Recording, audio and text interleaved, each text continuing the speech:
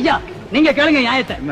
தேர்தல் வருதுங்களா? ஆமா. ஓட்டு யாருக்கிட்டே போடுறதுன்னு கேட்டேன். நான் சொன்னையா நல்லவங்களா பார்த்து ஓட்டு போடுங்கன்னு சொன்னேன். சரிதான் அது. அதுக்கு இது சொன்னது பணம் யார் நிறைய கொடுப்பாங்களோ அவங்களுக்கு தான் ஓட்டு போடணும்னு முன்னாடி முன்னாடி தப்பு அதுல. உன் மேல தப்பு இல்லையா?